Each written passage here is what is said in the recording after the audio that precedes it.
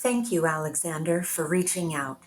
Your letter was an interesting distraction from the tiresome political obsessions that seem to dominate every conversation in Italy these days. First, thank you for your sympathy. While Eric and I have parted, he will always hold a special place in my heart for the memories we made together. I wish him nothing but happiness, and I'm optimistic about his ability to navigate his way through his current challenges. Secondly, I say your letter was an interesting distraction rather than a welcome one because of the unbelievable nerve with which it was written. I have walked this earth for more than 6 centuries. I have seen the walls of Byzantium fall, heard the last words of Kindred as potent as those of the 5th generation before they walked into the dawn, witnessed their last moments of grace seared into my mind before they became ash in the wind. I have walked in the ancient, mysterious forests of the East when things of wonder still lived there, and seen nights lit only by the fire of burning empires. How dare you speak to me as if I were a child, unaware of who I associate with or attempt to divine what purpose I work toward? But you are a respected official in the Ivory Tower, and your reputation speaks to a deep understanding of the function of the Camarilla. And so it came as a surprise to me to see you committing one of the greatest unspoken sins of the Camarilla, forgetting your place. Of course I've heard all the rumors surrounding Madame Filth, and as with many kindred of action, gossip follows her from the bitterness of her rivals. You can believe what you want, but ultimately, my relationships are my business. You say that she's participating in the politics of Paris? She's a member of the Camarilla, and Paris is one of the greatest domains of our sect. So what's the problem? But let me simplify this for you. In 1895, I did you a great service that you might recall. Consider this to be me calling in the favor you owe me. You will not interfere with Madame Filth in her adventures in Paris, and to what degree is reasonable, you will also provide assistance to her for the next 3 months. I have sent a letter on this matter to the Harpy of Paris as well, and so I have no doubt that you, an honorable kindred, will be a valuable service to the Nosferatu until she returns to London. Now that these matters are settled, allow me to do you a favor. I have word that a dark shadow does, in fact, cross the doors of Paris. A true fiend. He calls himself the Redeemer, a Tzimisce fanatic from the Black Hand of the Sabbat. This Redeemer is not only a powerful warrior for the Black Hand, he is also a thaumaturgist, and has apparently been sent on a mission to engage in a ritual in the catacombs beneath the city to free some creature long imprisoned amongst the bones of those tunnels.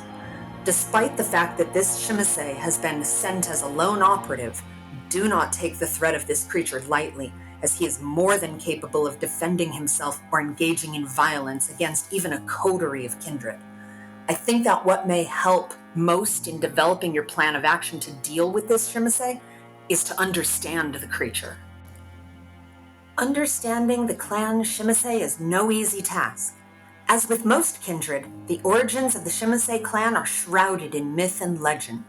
While we may dismiss most of these stories as superstitious nonsense, they do often carry with them the spirit of how the members of the clan may see themselves. If we consider it this way, the myths of the Tzimisce's origins tell us that the Tzimisce have a perception of themselves every bit as alien and strange as we do of them. According to the legends rising from those Cainites obsessed with the so-called Book of Nod, the first of the Tzimisce was called the Eldest. It is said that his creation was an effort by his sire to expel the beast from himself while embracing the first Tzimisce. Cruelty and rage flowed from sire to child, but also creativity and whimsy. In this moment, not only were the Tzimisce created, but the power of vicissitude as well, and the two were intertwined. This clan relishes their inhumanity, sadism, and oddity. Their attitudes seem to be innately tied to the discipline of vicissitude, the Tzimisce's incredible ability to carve flesh and bone in ways that only seem limited by their imagination.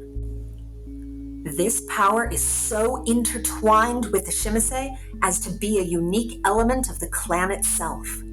At its lowest levels, this power can transform a Tzimisce into an entirely different person by their appearance.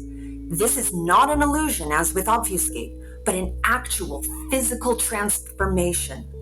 The aesthetic possibilities are only limited by the imagination of the fiend. What this means for Paris, my dear sheriff, is that this fiend can walk into your gathering on Elysium wearing the appearance of any member of your court, and unless your Auspex users are looking for the twisted nature of this soul, they will not suspect a thing. At its higher levels, it allows the Tzimisce to take on the form of a terrible, gigantic monster, a war form, or as the clan calls it, the Zulo form. As you plan your ambush in the catacombs, as you know you will, consider that creativity and whimsy. How do you damage a creature with bone armor? How do you disarm a fiend with 4 arms, all bearing weapons? For this clan, Vicissitude is closer to a sacrament than a power of the blood. There are stories, though, that the Tzimisce did not always have Vicissitude, and that some of the oldest members of the clan still do not have this power within their blood. There is something that Nodist scholars believe is unusual about the ability, though none know precisely what. Some have said it is more like a disease, while others say it is a special gift of God, which would be a terrifying possibility. And still more say that it is the end result of some deal between old Tzimisce and demons, though that has the typical whiff of infernalism you often hear amongst stories from the distant past. Dark things that go bump in the night are typical of old stories, but with the Tzimisce, one never knows. I only know that the Redeemer is highly skilled in the crafting of his flesh and bone. To understand the Redeemer, you might need to understand a little bit of the history of the clan. The first Tzimisce traveled to Eastern Europe, and in the darkness of the mountains and forests of these lands, the clan flourished. There are stories about these early Tzimisce engaging in deals with demons and horrific monsters, but again, there are often such stories in myth. Whatever the case, at some point in the distant past, the clan gained an incredible enhancement of the powers of vicissitude and thaumaturgy. They grew bolder, more demanding. The Tzimisce were confident. But what they didn't know as they began to assume greater power in the Balkans and Eastern Europe was that this was an area filled with lupines, and the clan found themselves at war. The Moon Beasts launched a series of crusades against the mountain strongholds of the Tzimisce in the Carpathian Mountains, but were repulsed each time. To this day, the shadows of Eastern Europe are battlegrounds between the Tzimisce and the Lupines, a seemingly endless war, red in blood and tooth and claw for both groups of monsters. While the Tzimisce have spread widely across the globe, a core of their oldest members remain in Eastern Europe to this day. The Tzimisce have a supernatural tie to the lands of importance to them, usually lands from their mortal life. As such, a Tzimisce is loath to spend long periods of time away from their homeland, so their expansion has been incremental, but still relentless. This is often the source of one of their vulnerabilities, and perhaps something you can use against the Redeemer. They appear to be bound to their havens in some mystical way. If you can root out and destroy their havens to the point of turning and salting the earth, their restlessness will drive them to distraction, and they are often forced to retreat. Perhaps a point you could further investigate with Dr. Abigail Strauss, but I digress. In the days before the first Anarch Revolt, the Tzimisce would rival the Ventru for how autocratic they had structured themselves. Indeed, because of the relationship this clan holds to the land of importance to them, the Tzimisce were a feudal clan by nature. They maintained vicious hierarchies, with elders creating broods of underlings with their own smaller domains, each engaged in constant subterfuge and struggle against one another for lands and herds of humans.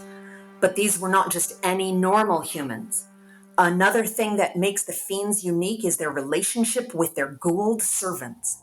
While the Tzimisce have little use for mankind or mortal life, they have a deep connection with their ghouls, which they call Revenants. Perhaps even deeper than the Venturer Gangrel do with theirs. The Tzimisce breed entire families to produce reliable servants to ghoul, enhancing certain characteristics through generations. While this has led to unbelievable suffering and horror amongst these mortals, as well as violent madness quite often, it has also resulted in a steady stream of soldiers for the Tzimisce to further enhance using Vicissitude. Beyond aesthetic changes, using their rare power, they are able to craft the bones of these revenants into bladed weapons or make their skin tougher against bullets or swords. They can give them the ability to fly with fleshy wings or to climb walls like insects using multiple pincher legs. Such ghouls heavily enhanced by the Tzimisce are called Shlakta. These Shlakta serve as warrior guardians for their masters in both day and night. This is something you will have to be wary of as you hunt the Redeemer. This monster will have monsters of his own. These hateful creatures and their Tzimisce masters were only kept in line through the power of their elders and the liberal use of the blood bond. The clan was governed by something called the Council of Voivodes, with its central leader being the Viceroy. Being the leader of a den of alien monsters isn't really as glamorous as one would normally think, and the Viceroys had a habit of dying on a regular and often violent or mysterious basis. This was an enduring cycle, frozen in amber by the will of the elders and manifested by their blood bonds over the younger Tzimisce. And so it would have gone forever had it not been for the First Anarch Revolt. In the 15th century, Cainites faced their lowest point in our history. The fires of the Inquisition burned all around us, and with almost shocking regularity, they were able to find and kill Kindred in one domain after the next.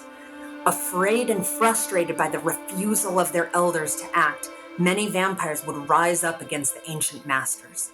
At first, the elders of the Tzimisce were unconcerned with the uprising.